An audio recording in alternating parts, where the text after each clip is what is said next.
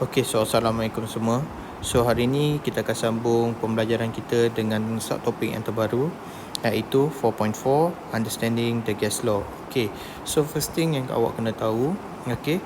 So dalam 4.4 kita akan belajar pertama sekali tentang properties of gas. So kita kena tahu bagaimana sifat-sifat gas. Okey.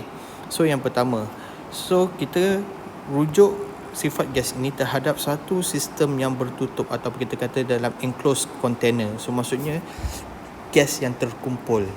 Okey, so kalau kita ada gas dalam satu bekas, so itulah kita maksudnya gas yang terkumpul ataupun gas yang tertutup. Okey, so apa yang berlaku? Sekiranya gas tersebut tertutup, terkumpul, so apa yang awak kena tahu, first thing is a number of molecules is constant. Maksudnya jumlah number of molecule dalam tu tidak bertambah. Sebab apa? Bila dalam keadaan tertutup, tiada gas yang akan masuk dan juga tiada yang molekul gas yang akan keluar daripada bekas tersebut. So number of molecule dalam tu tetap sama dan tidak akan berubah, dia tak akan pecah dua. Okey, so dia adalah number yang tetap. Yang kedua, mass of gas is constant. Disebabkan number of molecule yang sama, so kita tahu juga, so setiap molekul mempunyai jisim yang masing-masing. So sekiranya number of molecule tetap sama, so sekiranya number of molecule adalah sama, so maka jisim ataupun mass of molecule pun tetap constant, tidak berubah, tetap sama. Okay, yang ketiga, behavior of gas depend on volume, temperature and pressure. So kat sini kita tahu sifat-sifat gas tersebut akan berubah-ubah bergantung kepada volume dia. Kita akan tengok suhu dia dan juga kepada pressure dia. So kita pergi yang pertama. Yang pertama adalah so ketiga-tiga sifat tadi kita kaitkan juga dengan, kita boleh terangkan dia melalui dengan kinetic theory of gas. So kita akan tengok apa kaitan kinetic theory of gas dalam volume, temperature and pressure. Yang pertama, pressure of gas. Kat sini kita akan tahu macam mana kita nak ukur pressure sesuatu gas tersebut.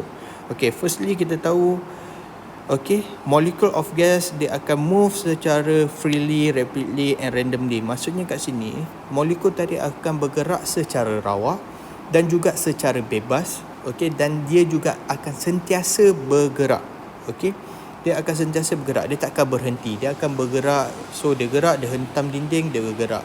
So dia gerak lagi, dia langgar sama sendiri, so dia bergerak lagi. So dia tidak akan berhenti. So the molecule of gas collide with the another and the container. So maksudnya number of molecule tadi dia akan berlanggar sesama sendiri ataupun dia juga akan berlanggar dengan container of wall. So maksudnya dia akan langgar dinding-dinding sekitar dia.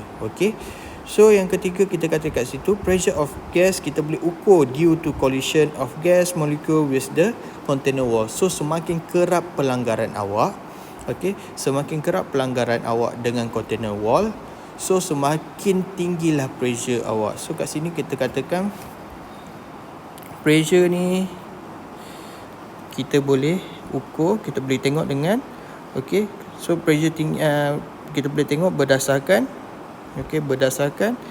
rate of collision between molecules and container wall. So apa yang berlaku? Sekiranya rate of collision ni tinggi, maksudnya pressure awak pun akan jadi tinggi. So awak kena ingat itulah. So kalau kita katakan macam mana kita nak ukur pressure dia tinggi, so disebabkan kekerapan pelanggaran antara awak punya molekul dengan wall tu semakin tinggi. Semakin kerap dia berlanggar, semakin tinggilah pressure awak. Kat sini kita boleh lihat dia dalam volume of gas. So kita tahu dalam keadaan tertutup, number of molecule adalah sama. Jumlah bilangan molekul adalah sama. So apa yang boleh kita tengok kat sini, molekul tadi dia akan mengisi ruangan-ruangan yang ada dalam awak punya volume tersebut. Kita ambil analogi dalam kelas. Sekiranya kita ada satu kelas yang besar, kita mempunyai jumlah pelajar yang sama. So bila awak bergerak, possibility pelanggaran awak tu semakin berkurang berbanding sekiranya saya pindahkan awak masuk dalam satu kelas yang kecil. So apa berlaku? probability, maksudnya possibility untuk awak nak langgar sesama sendiri tu semakin tinggi. Okey, itu yang berlaku dalam volume. So sekiranya volume berkurang, so apa yang akan berlaku? So bila volume berkurang, dia akan menyebabkan pelanggaran molekul awak dengan wall container awak tu semakin tinggi.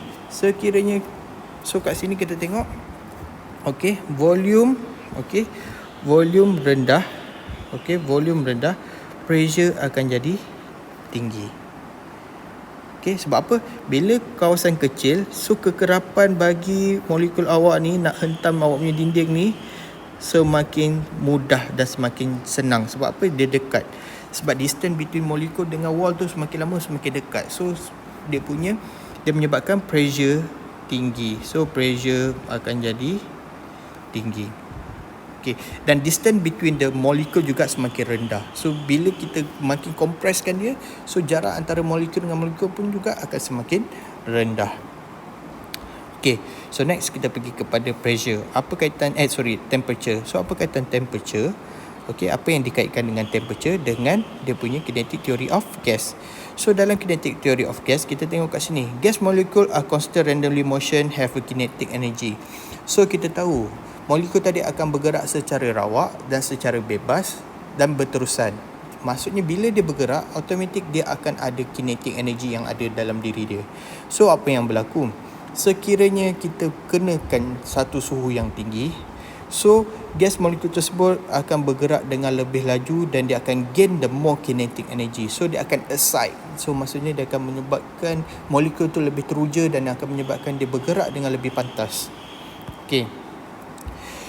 So kalau kat situ kita tahu, okay, apa kaitannya temperature of gas dengan average of kinetic energy. So kita boleh katakan semakin tinggi ataupun the higher the temperature, the higher the kinetic of energy.